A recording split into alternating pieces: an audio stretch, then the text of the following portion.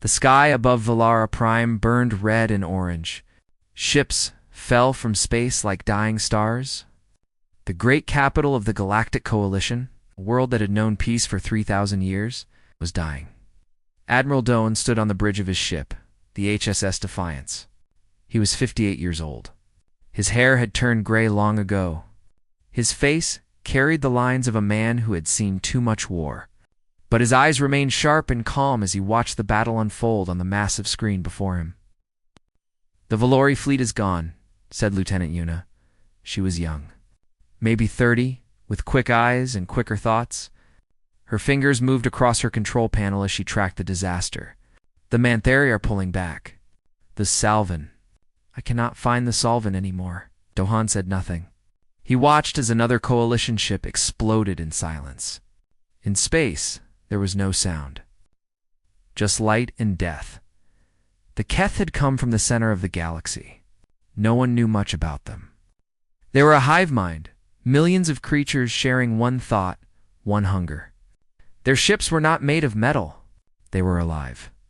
Great beasts of flesh and bone that swam through space like fish through water. And they were hungry.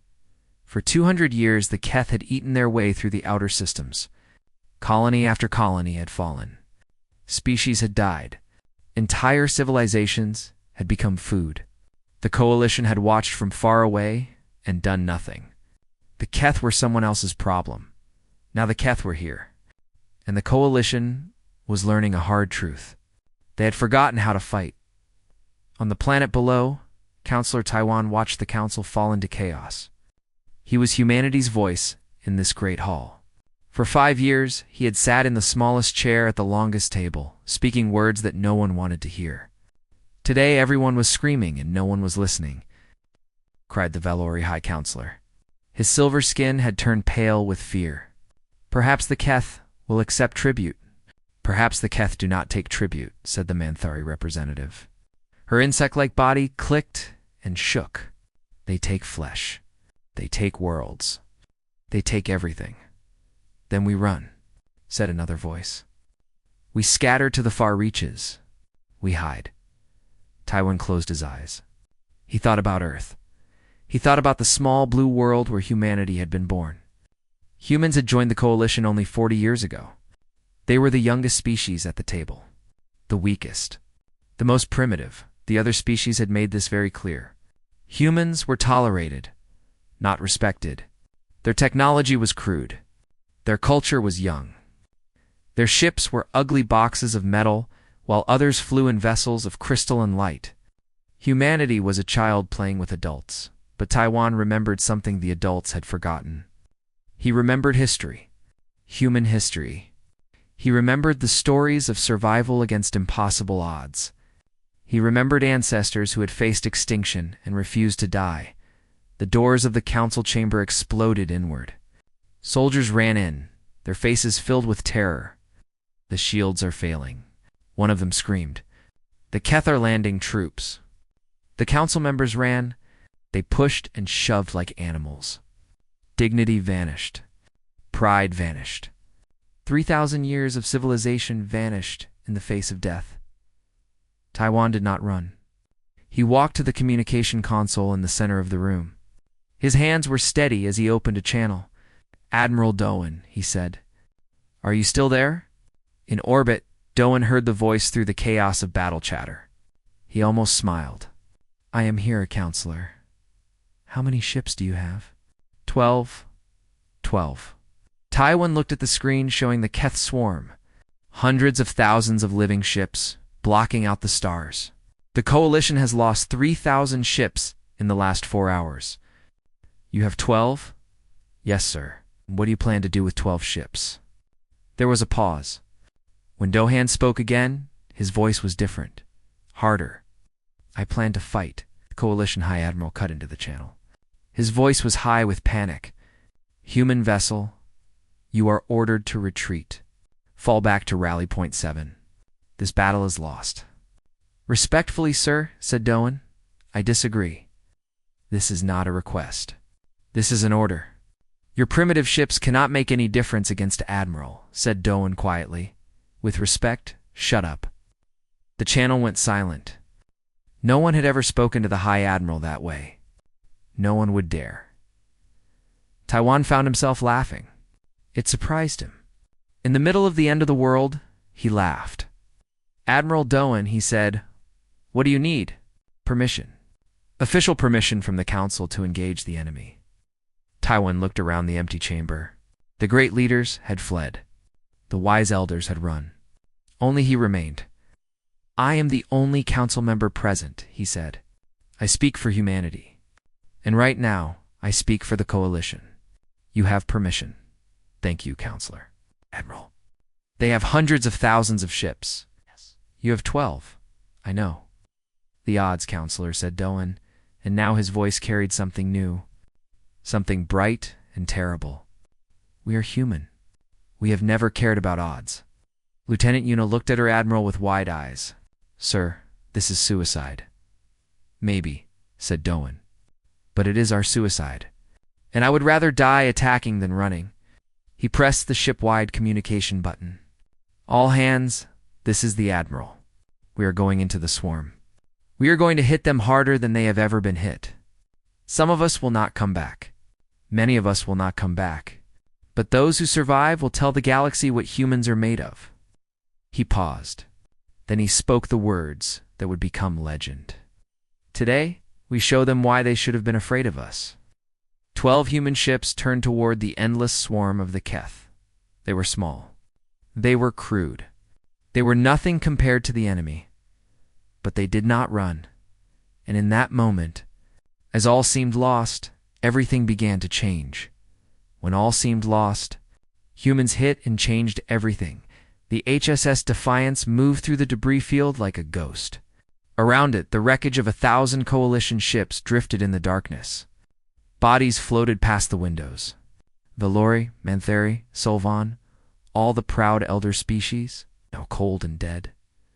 Admiral Doan stood at the center of his bridge, watching the Keth swarm on the main screen. The living ships moved like a school of fish, pulsing and flowing together. Beautiful, in a horrible way. "Lieutenant Yuna," he said, "what do we know about how they fight?" Yuna pulled up the battle data. "They attack in waves. Perfect coordination. When one ship is destroyed, others fill the gap instantly. They adapt to weapons within minutes. The coalition used plasma cannons first. The Keth developed resistance in 20 minutes. Then missiles. 15 minutes. Then they learn," said Doan. "Good, good, sir. If they can learn, they can be surprised." He turned to the door. "Come with me. There is someone I want you to meet." They walked through the ship's narrow corridors. The Defiance was not pretty. It was built for war, not for show. The walls were bare metal. The lights flickered sometimes. Other species called human ships flying garbage. They were not entirely wrong, but this flying garbage had something. The crystal ships of the Valori did not have heart. They entered a room that looked like a storm had hit it. Machine parts covered every surface. Wires hung from the ceiling. Something was burning in the corner, producing a thin line of smoke. In the middle of this chaos stood Chief Engineer Junho. He was short and round, with oil stains on his face and a smile that never seemed to leave. He was building something. He was always building something.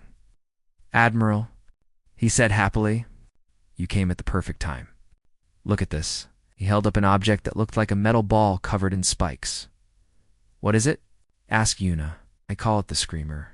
It is a missile, but not a normal one. See, the Keth adapt to our weapons because they can sense them. Their ships are alive. They feel energy signatures. So I thought, what if we give them too much to feel?" He pressed a button. The ball began to shake and make a high sound. This little beauty produces every type of radiation at once. Light, heat, magnetic waves, everything. It is like throwing a flashbang at someone with 1,000 eyes. It will not kill them, but it will blind them, make them confused, create gaps in their formation. Admiral Doan nodded slowly. "How many can you make?" "I already made 50. Been working on them for months. Nobody asked for them. Nobody wanted them. Coalition High Command said they were too ugly and too crude. Gunho laughed. Good thing I do not listen to them. They left Junho to his work and went to the medical bay. There, they found Dr. Somin. She was a thin woman with tired eyes and steady hands. She was not looking at patients. She was looking at something in a tank. It was a piece of a keth, a small fragment of one of their living ships, still moving slightly in the green liquid. This is illegal, said Yuna quietly. The Coalition banned research on keth biology. The Coalition banned many things, said Salman. Her voice was soft but firm. They said studying the keth was dangerous, that it might anger them. As if not studying them has kept us safe. She touched the tank. I have spent 10 years on this. In secret, fear, and I found something. She showed them images on her screen. Complex patterns of light and energy. The keth are a hive mind. Millions of creatures, one thought. But they are not equal. There are soldiers, workers, and commanders. The command ships are larger, hidden in the center of the swarm. They send signals to control the others. If we destroy the command ships, asked Doan, the soldiers near them will lose connection. They will become confused. They might attack each other. They might freeze. It will only last a few minutes before the hive mind adapts, but in those minutes, they will be weak. How many command ships are there? Salman pulled up a map of the swarm. 3 points glowed red in the heart of the enemy formation. 3. Each controls about 1/3 of the swarm. Destroy all 3 at the same time and the entire army falls apart. Eunice stared at the screen. The command ships are in the center. Surrounded by thousands of fighters, we cannot reach them. Not with normal tactics, said Doan. Good thing we are not using normal tactics. He called a meeting.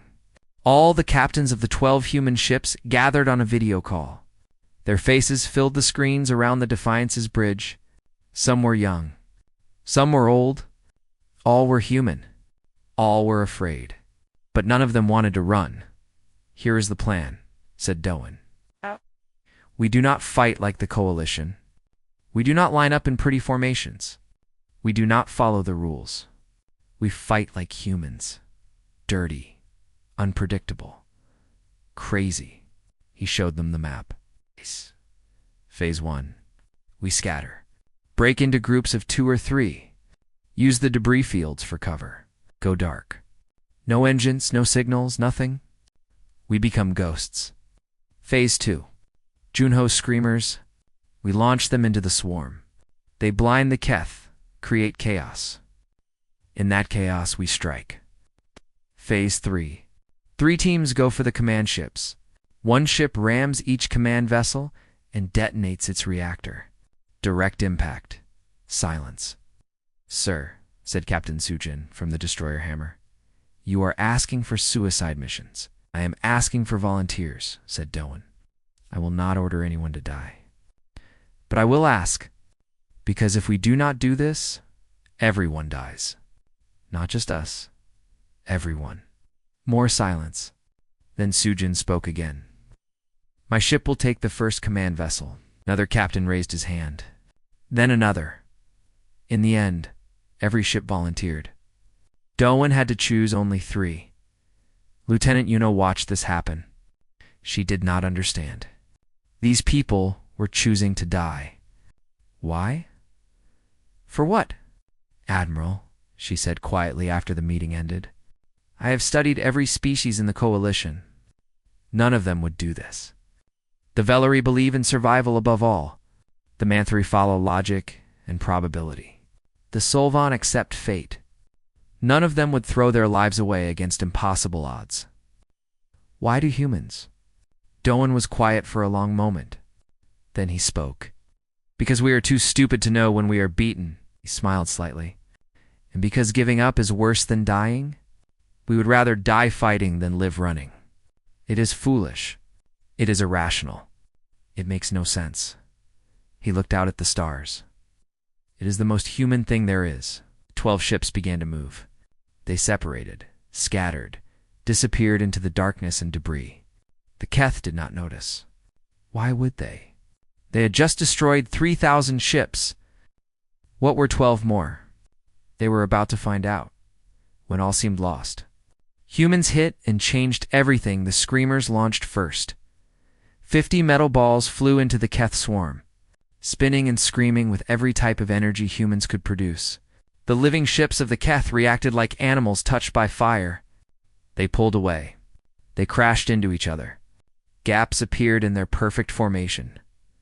Admiral Doan watched from the darkness of a debris field. Now, 3 human destroyers burst from hiding. Their engines burned white-hot as they raced toward the first gap in the swarm.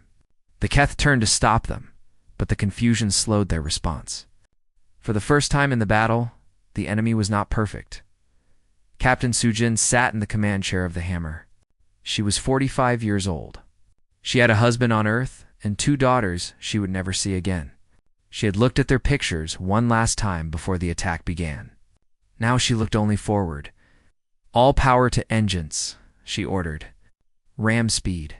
Her crew did not hesitate. They knew what this meant. They had volunteered anyway. The Hammer screamed through space. Keth fighters tried to stop it. They tore pieces from its hull. They killed crew members one by one. But the ship kept going. Nothing could stop it now. The first command ship filled the view screen. It was massive. A mountain of living flesh, pulsing with alien thought. It was the brain that controlled a third of the swarm. "For Earth," said Sujin quietly. "For humanity." The Hammer hit the command ship at full speed. The reactor detonated. The explosion was beautiful. White light spread across space like a new sun being born. The command ship died instantly, and around it, thousands of Keth fighters went mad. They lost their connection to the hive mind. They fired at nothing. They crashed into each other. They screamed without sound. Admiral Doan felt his heart break and swell at the same time. 500 crew members had just died. They had died heroes. "First target destroyed," said Lieutenant Yuna. Her voice shook. Moving to Phase 2, pilot Ahaniel was already in her fighter. She was 32 years old.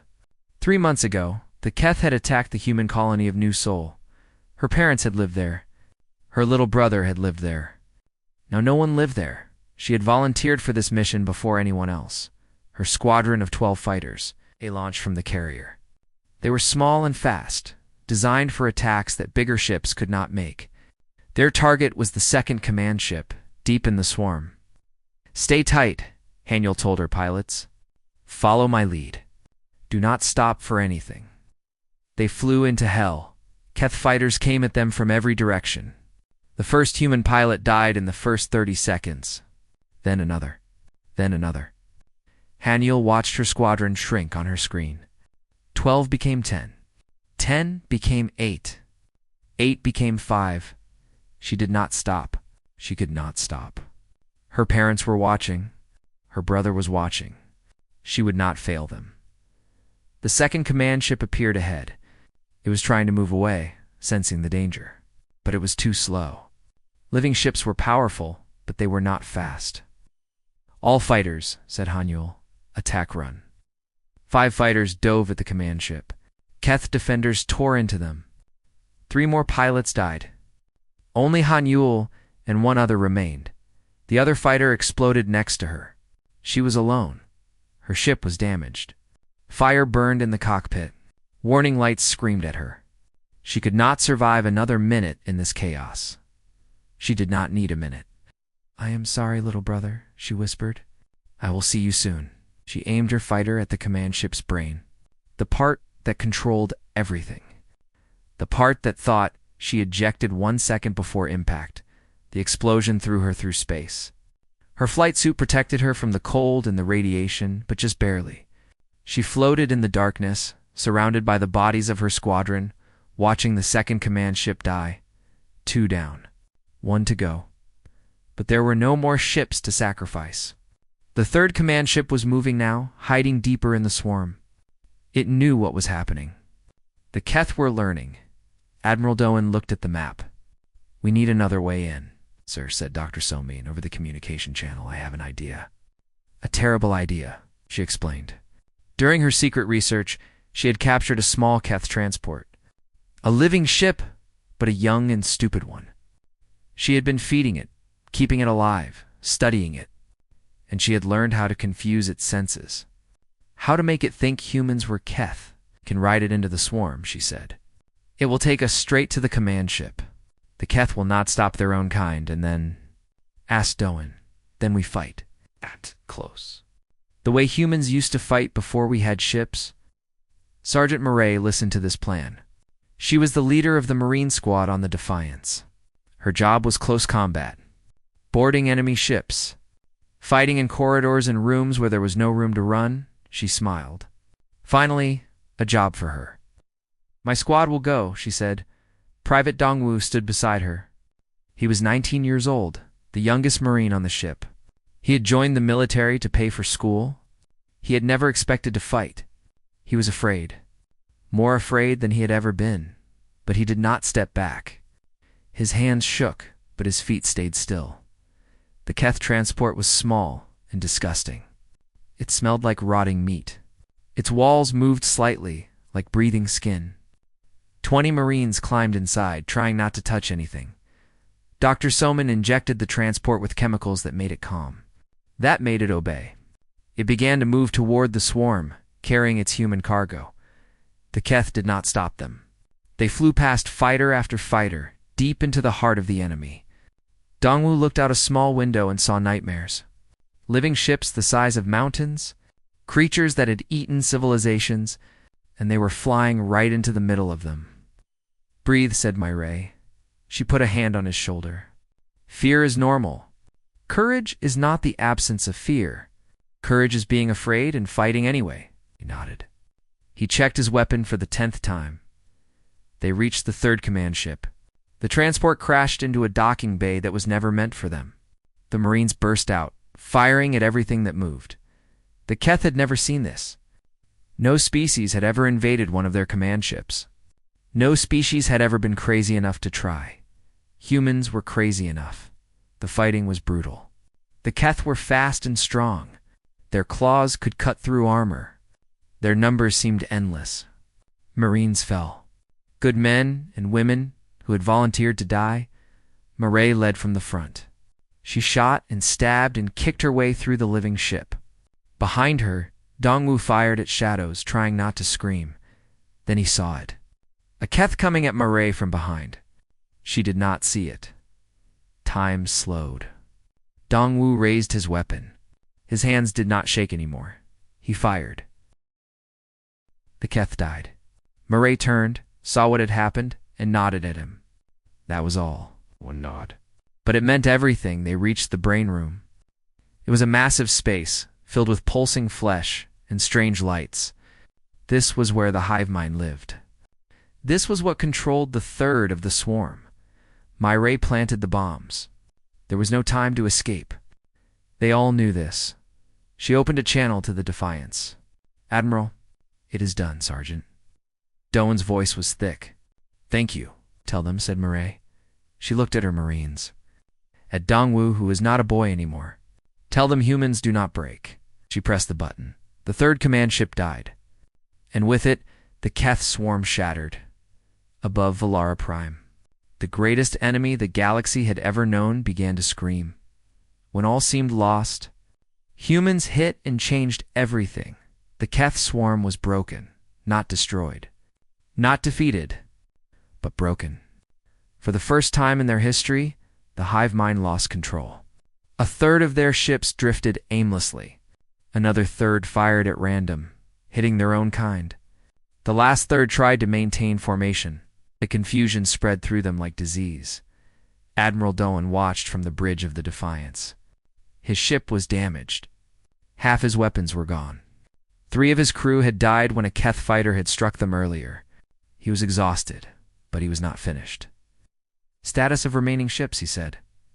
Lieutenant Yuna checked her screens. 7 ships remaining, sir. All damaged. The carrier has no more fighters. The destroyers are at 50% power. We have maybe 2 hours of combat capability left. 7 ships. 12 had gone into the swarm. 7 came out. 500 crew members had died on the Hammer. 60 pilots had died with Hanyul's squadron. 20 Marines had died with Murray. Names you would have to remember. Faces he would have to carry, but not yet. The battle was not over. "Open a channel," said Doan. "All frequencies. Coalition and Keth?" Yuna looked at him with surprise. "Sir, do it." The channel opened. Doan's voice went out across the battle space, reaching every ship, every station, every listening ear in the system. "This is Admiral Doan of the Human Defense Force. We have destroyed the Keth command ships. The enemy is in chaos. Now is the time to strike." He paused. "Coalition vessels, I know you are afraid. I know you have watched your fleets die. I know the numbers say we cannot win. But I am asking you to forget the numbers. Forget the fear. Look at what 12 human ships did today. Look at what is possible when you refuse to give up." He straightened in his chair. "Form on us. Fight with us. Today, we show the galaxy what the Coalition is truly made of." Silence. For 30 long seconds, nothing moved. Then, slowly, a Velour cruiser broke from its retreat. It turned toward the Defiance. Its communication signal opened. "Human vessel," said the Valori captain. Her voice was filled with something new. Something that sounded like wonder. "We are with you." Another ship moved. A Manthari carrier, twice the size of any human ship. The Manthari stand with humanity. Then a Solvan crystal ship, beautiful and deadly. Then a dozen more ships. Then 100. Then 200. From across the system, Coalition vessels that had been running came back. They formed around the 7 human ships like an army rallying around a flag. On Valara Prime, Counselor Tywin watched this happen on the screens of the council chamber. Beside him stood the Velari High Counselor, who had wanted to surrender just hours ago. "How?" the Velari asked. His voice was quiet, humble. "Your ships are smaller than ours. Your weapons are weaker. Your species is young. How did you do this?" Taiwan thought about the question. He thought about Captain Sujin, who had rammed her ship into a mountain of living flesh. He thought about Hanyul, floating in space, surrounded by the bodies of pilots who had followed her into death. He thought about Marae pressing a button that would end her life. "Because," he said slowly, "we have not learned that we are supposed to lose. We have not lived long enough to become careful. We still believe that anything is possible if we fight hard enough. That is foolish." "Yes," Taiwan agreed. "It is, but sometimes foolishness is another word for hope." In orbit, the combined fleet struck. But this time, they did not fight like the Coalition. They fought like humans. They attacked in small groups, not in lines. They used debris for cover. They went for weak points instead of facing the enemy head-on. They did everything the elders would have called dishonorable, dirty, wrong, and it worked. The Keth, still reeling from the loss of their command ships, could not adapt fast enough. Every time they adjusted to one tactic, the fleet switched to another. The beautiful formations of the elder species became ugly chaos. And in that chaos, they found victory.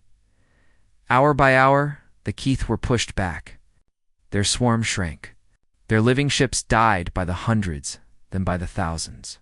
They tried to reform, tried to regain control, but the Coalition gave them no time. By dawn, on Valara Prime, the first light of the sun revealed something no one had expected to see. The Keth were running. Their remaining ships, maybe a quarter of the swarm that had come to destroy the capital, fled toward the edge of the system. They did not stop to fight. They did not try to regroup. They simply ran. The Coalition did not chase them. They were too damaged, too exhausted. But they watched, and they remembered. Admiral Doan sat in his chair, staring at the retreating enemy. His body felt heavy. His heart felt heavier. So many had died. So many good people had given everything, but they had won. Lieutenant Yuna stood beside him. She had not slept in 36 hours. Her eyes were red. Her hands were shaking. "Sir," she said softly, "we did it." Doan nodded slowly. "Not me. Them. The ones who did not come back." He closed his eyes. "Make sure the galaxy remembers their names." When all seemed lost, humans hit and changed everything. 3 months passed. Valara Prime healed slowly. The scars of battle still marked the sky. Wreckage still orbited the planet. But life returned. People rebuilt. Hope grew where fear had ruled. The Keth had not come back. Scouts reported that they had retreated far beyond the galactic core. They were still out there, somewhere in the darkness. They would return someday. Everyone knew this, but not today. And that was enough. Admiral Doan stood before the Coalition Council. The Great Hall was full again. All 12 species had sent their representatives. But something was different now. When Doan walked in, everyone stood. Not in polite greeting, but in respect. The Vellery High Counselor spoke first. Admiral Doan, 3 months ago, you led 12 ships against an enemy that had destroyed thousands. You lost 5 ships and hundreds of crew members. But you broke the Keth swarm and saved Valara Prime. Paused. His silver face was serious. The Coalition has debated for many weeks. We have studied your tactics, your weapons, your way of fighting, and we have reached a decision. We are asking you to lead us, to command the combined military forces of all 12 species, to prepare us for the day the Keth return. The hall was silent. Every eye was on Doan. He thought about refusing. He was tired. He was old. He had lost too many people. He wanted to go home, to Earth, to rest. But then he thought about Mireille, about Sujin, about Hanyul. They had died so that others could live. They had given him a chance to make something better. He could not waste that chance. I accept, he said. The council chamber erupted in applause. Not polite applause. Real applause. The kind that came from deep in the chest. Later, Doan found Commander Yuna in the new Tactical Academy. It had been her idea to create this place. Here, Coalition officers learned human tactics. They learned to think differently, to fight creatively, to never give up.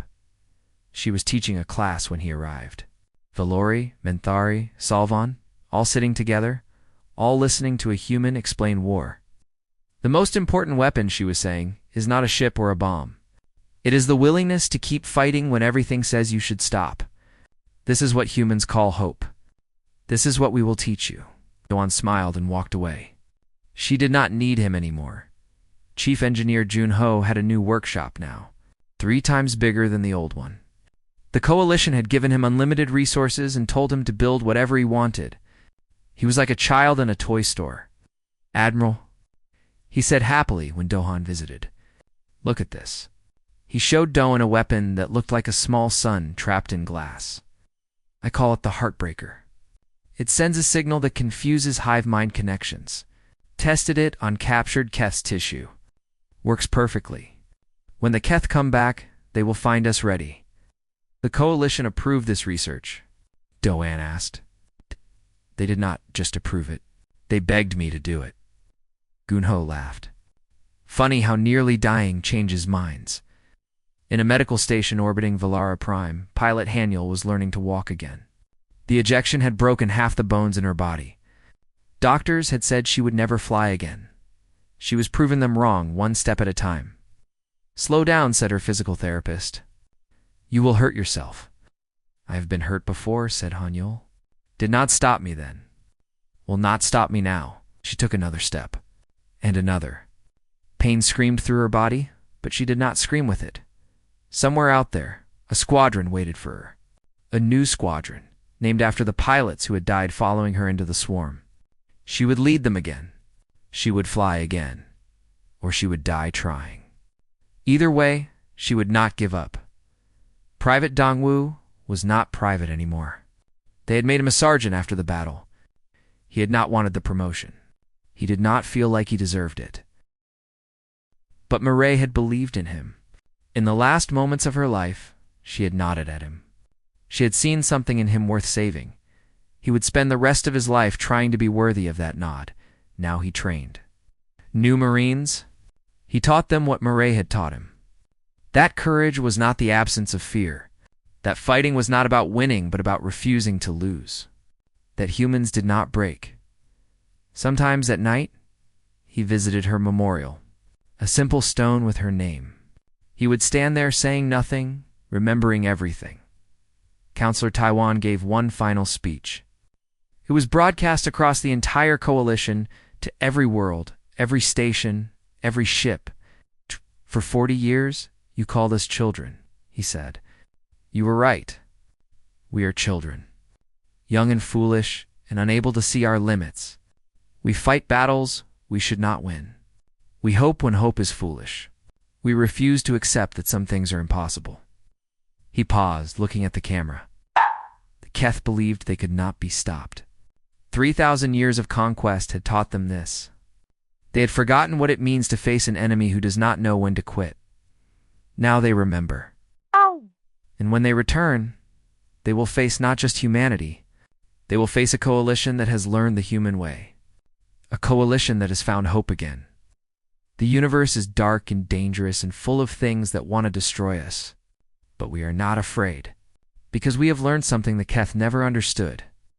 The light that burns in the human heart can light up the entire galaxy, and it can never, ever be put out. He stepped back from the podium. Across 12 worlds, billions of beings watched. Valerie and Menthari and Sylvan and 9 other species who had forgotten how to hope. Who had learned again, because 12 ships and a few hundred crazy humans had shown them what was possible. The applause lasted for an hour, and somewhere in the darkness between galaxies, the Keth heard it too. They were afraid. They should have been afraid from the beginning.